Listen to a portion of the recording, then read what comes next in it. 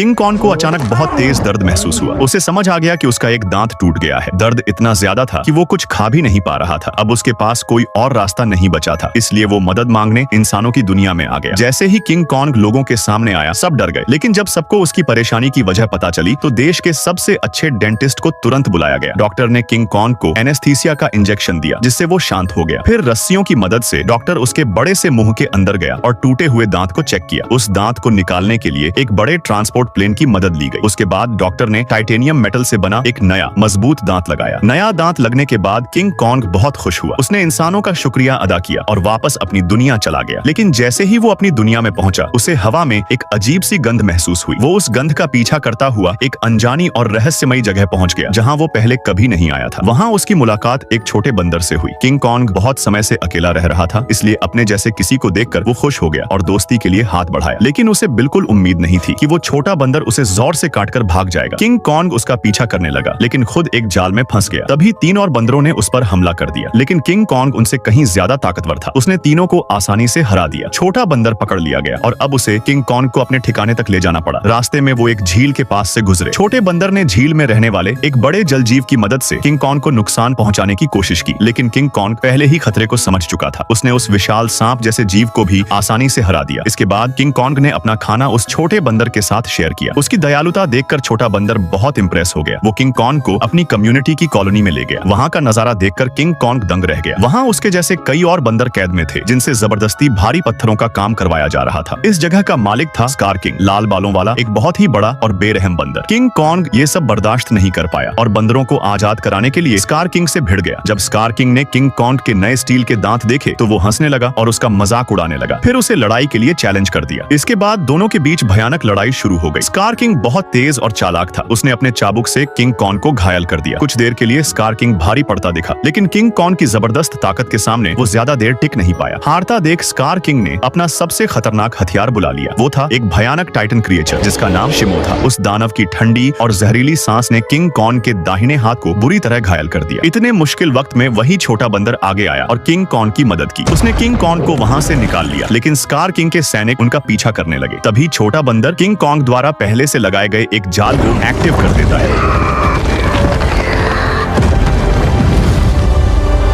और दोनों अपनी जान बचाकर भाग निकलते हैं। अब बुरी तरह घायल किंग कॉन्ग छोटे बंदर की मदद से एक बार फिर इंसानों के पास पहुंचता है। इंसान फिर से उसकी मदद के लिए आगे आते हैं। वो किंग कॉन्ग को नया हाथ तो नहीं दे पाते, लेकिन एक खास मशीन की मदद से उसके हाथ को पहले से भी ज्यादा ताकतवर बना देते हैं। इस तरह इंसान एक बार फिर किंग कॉन्ग की मदद करके अपना फर्ज निभाते हैं।